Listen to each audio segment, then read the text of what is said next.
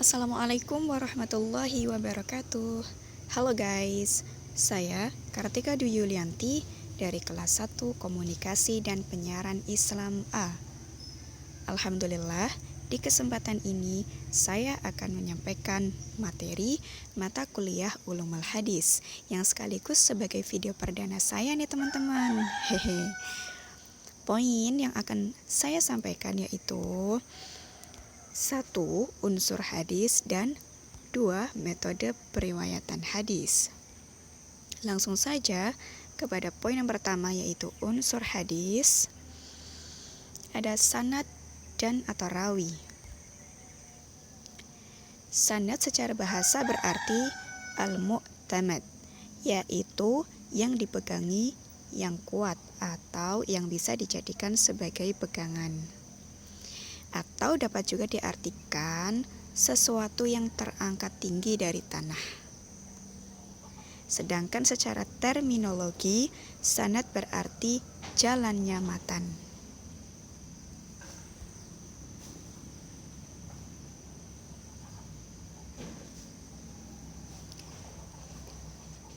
Berikut hadis.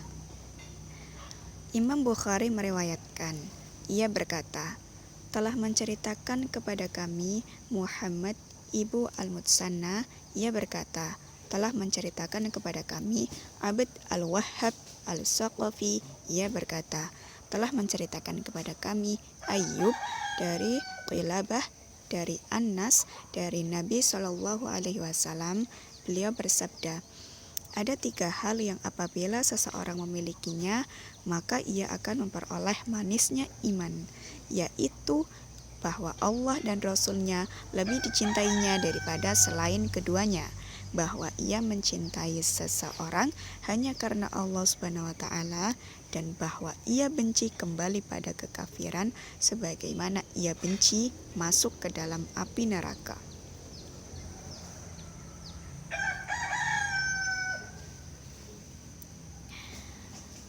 Nah, hadis di atas terlihat adanya silsilah para perawi yang membawa kita sampai ke matan hadis, yaitu 1. Rangkaian nama-nama itulah Bukhari, 2. Muhammad Ibnul Ad-Mutsana, 3. Abd Al-Wahhab Al-Saqafi, 4. Ayyub, 5. Abi Qilabah, dan terakhir Anas radhiyallahu anhu. Rangkaian nama-nama itulah yang disebut sanad dari hadis tersebut, karena merekalah yang menjadi jalan bagi kita untuk sampai ke matan hadis dari sumbernya yang pertama. Dengan demikian, maka hadis tersebut diriwayatkan oleh beberapa orang perawi, yaitu Anas radhiyallahu anhu sebagai perawi pertama, Abi Qilabah sebagai perawi kedua, Ayyub sebagai perawi ketiga, Abd Al-Wahhab Al-Saqafi sebagai perawi keempat, Muhammad Ibn Al-Mutsanna sebagai perawi kelima, dan Bukhari sebagai perawi keenam. Imam Bukhari sebagai perawi terakhir dapat juga disebut sebagai mukharrij. Apa itu mukharrij? Yaitu orang yang telah menukil atau mencatat sesuatu hadis pada kitabnya. Dan dari segi ini, Bukhari adalah orang yang mentakhrij hadis di atas. Gitu teman-teman.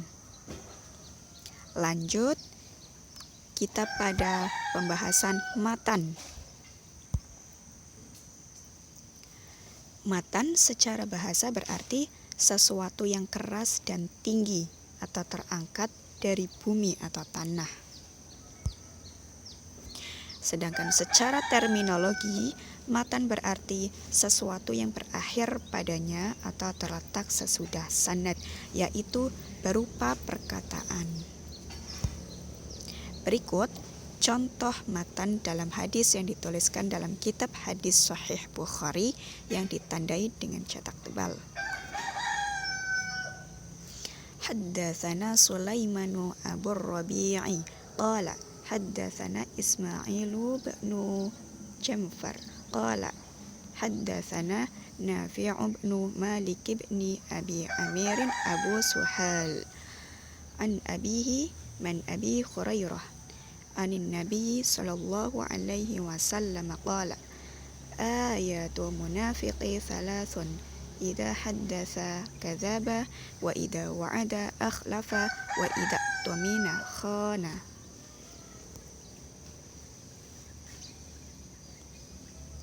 Artinya, telah menceritakan kepada kami Sulaiman Abu Ar-Rabi berkata, telah menceritakan kepada kami Ismail bin Ja'far berkata, telah menceritakan kepada kami Nafi' bin Malik bin Abu Amir Abu Suhail dari bapaknya dari Abu Hurairah dari Nabi Shallallahu Alaihi Wasallam, beliau bersabda, tanda-tanda munafik ada 3, jika berbicara dusta, jika berjanji mengingkari, dan jika diberi amanat dia khianat.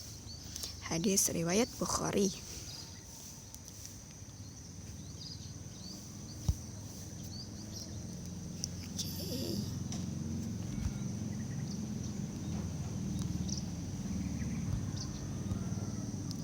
Kita lanjut kepada sebab terjadinya perbedaan kandungan matan.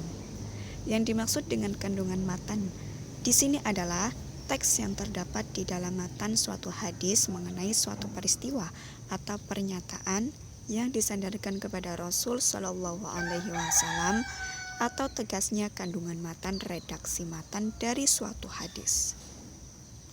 Penyebab utama terjadinya perbedaan kandungan matan suatu hadis adalah karena adanya periwayatan hadis secara makna atau riwayat bil al-makna.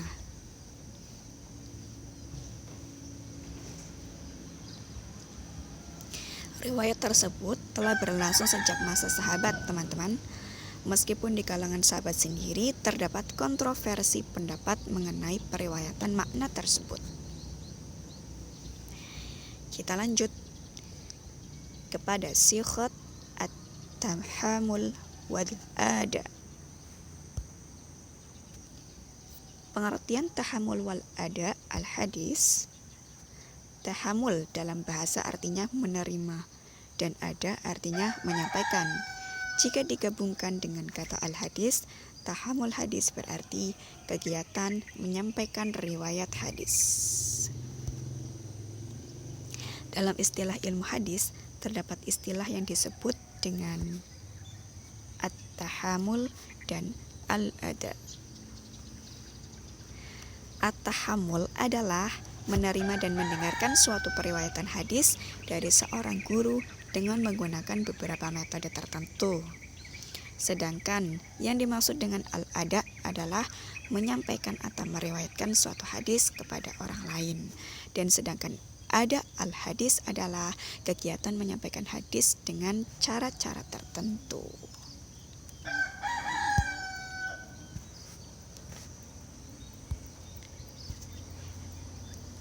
Kita lanjut, syarat tahammul wal ada al-hadis. Pertama, syarat periwayatan hadis. 1. Islam. Periwayatan hadis harus disampaikan oleh orang Islam, sedangkan hadis yang disampaikan oleh orang kafir dianggap tidak sah. Maksudnya adalah setiap orang fasik yang membawa kabar saja disarukan meneliti dengan hati-hati, maka sudah tentu berita hadis yang dibawa oleh orang kafir harus ditolak. 2. Baligh. Teman-teman sudah tahu kan apa itu artinya baligh? Maksudnya adalah adanya akal sehat disertai usia yang memungkinkan bermimpi, atau orang sudah mampu menangkap pembicaraan dan memahami hukum-hukum syariat. 3. Adil. Maksudnya adalah sifat yang tertancap dalam jiwa yang mendorong untuk berbuat takwa dan memelihara harga diri, sehingga menjauhi dosa-dosa, baik dosa besar maupun dosa kecil. 4. dobit. Maksudnya adalah hadis yang diriwayatkan tidak. Mohon maaf ya. Dobit ini kemampuan seorang perawi dalam memahami dan menghafal atau menjaga hadis dari gurunya, sehingga dia mampu menyampaikan hafalan hadis tersebut kapan saja sesuai dengan apa yang dia dengar dari gurunya. Dobit dapat berupa dobit sodri atau berdasarkan hafalan, dan dobit kitabi berdasarkan buku catatan. 5. Siqah. Maksudnya adalah hadis yang diriwayatkan tidak berlawanan dengan hadis yang lebih kuat atau dengan Al-Quran. Itu kita lanjut pada yang kedua, syarat menerima hadis. 1. Tamyiz, yaitu bisa membedakan mana yang baik dan mana yang buruk. 2. Sehat akal pikirannya. 3. Secara fisik dan mental, orang tersebut mampu memahami dengan baik riwayat hadis yang diterimanya. Lanjut pada mukharijul hadis. Mukharijul hadis adalah orang yang menyebutkan perawi hadis. Mukharij merupakan perawi terakhir atau orang yang terakhir kali menginformasikan dalam silsilah mata rantai sanad.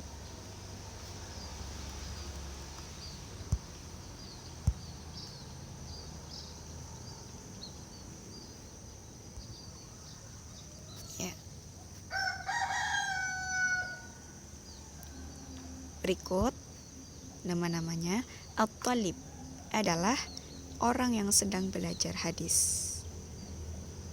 Al-muhaddisun adalah orang yang mendalami dan menganalisis hadis dari segi riwayah dan dirayah. Al-hafidz adalah orang yang hafal minimal 100.000 hadis. Al-hujjah adalah orang yang hafal minimal 300.000 hadis. Al-hakim adalah orang yang menguasai hal-hal yang berhubungan dengan hadis secara keseluruhan, baik ilmu maupun mutsalahul hadis. Terakhir ada amirul mukminin fi al-hadis. Nah, ini adalah tingkatan yang paling tinggi. Setelah kita membahas unsur hadis, poin selanjutnya kita akan membahas metode periwayatan hadis.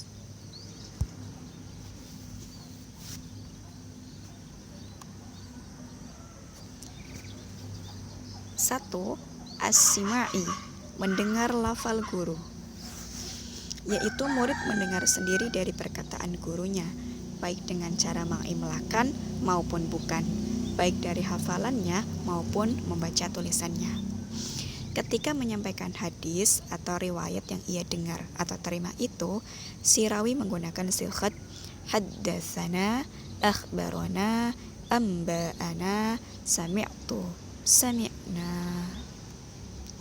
Ya. Yang kedua ada al-qira'ah atau membaca dari syekh.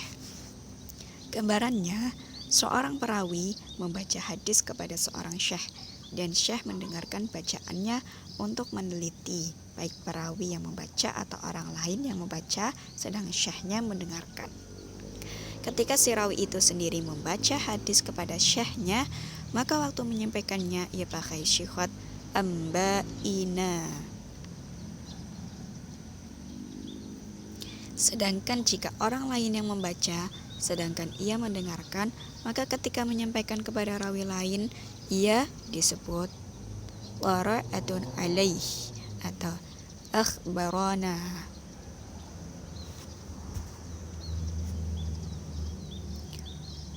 Jadi ya, selanjutnya itu al-ijazah. Artinya seorang syekh mengizinkan muridnya meriwayatkan hadis baik dengan ucapan maupun tulisan. Gambarannya, seorang syekh mengatakan kepada salah satu muridnya, "Aku izinkan kepadamu untuk meriwayatkan dariku demikian."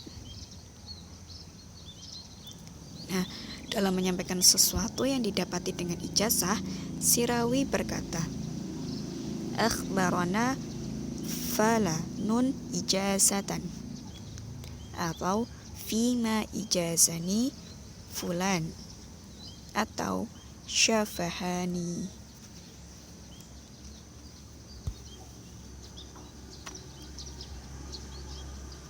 Lanjut, al-munawalah, artinya menyerahkan.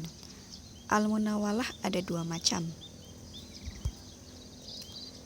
Al-munawalah yang disertai dengan ijazah, dan munawalah yang tidak disertai dengan ijazah. Munawalah yang disertai ijazah, ketika menyampaikan riwayat itu, si rawi berkata, amba'ina atau amba'ani. Nah, sedangkan munawalah yang tidak disertai dengan ijazah, hendaklah ia berkata, naulina atau naulani.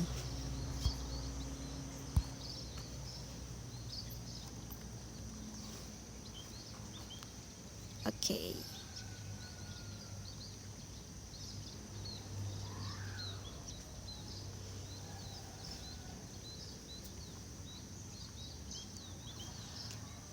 Al-Qitabah, yaitu seorang syekh menulis sendiri, atau dia menyuruh orang lain menulis riwayatnya kepada orang yang hadir di tempatnya atau yang tidak hadir di situ. Ketika menyampaikan riwayat dari jalan, si rawi berkata, fima a'lamani atau a'lamni fulanun.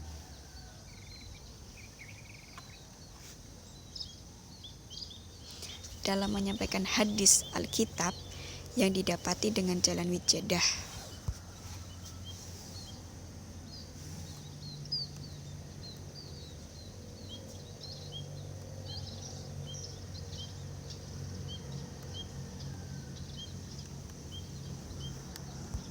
lanjut pada al-i'lam atau memberitahu. Seorang syekh memberitahu kepada seorang muridnya bahwa hadis ini atau kitab ini adalah riwayatnya dari fulan, dengan tidak disertakan izin untuk meriwayatkan daripadanya. Ketika menyampaikan riwayat dari jalan i'lam, si rawi berkata, syayakhi atau a'lamni fulanun atau fima a'lamani.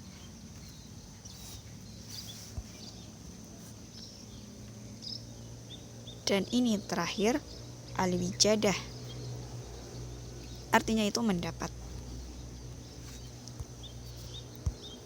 Al-wijadah ini yaitu seorang perawi mendapat hadis atau kitab dengan tulisan seorang syekh, dan ia mengenal syekh itu, sedangkan hadis-hadisnya tidak pernah didengarkan ataupun ditulis oleh si perawi. Dalam menyampaikan hadis atau kitab yang didapati dengan jalan wijadah ini, si rawi berkata, wajadtu fi kitabi fulan, wajadtun bi khatti fulan. Tuh.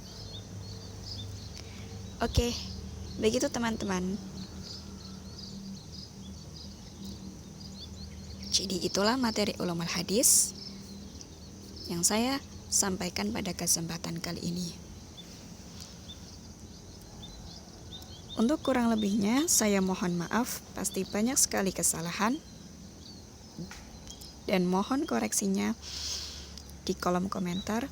Teman-teman bisa menuliskannya. Jadi sekian dari saya akhiri. Wassalamualaikum warahmatullahi wabarakatuh.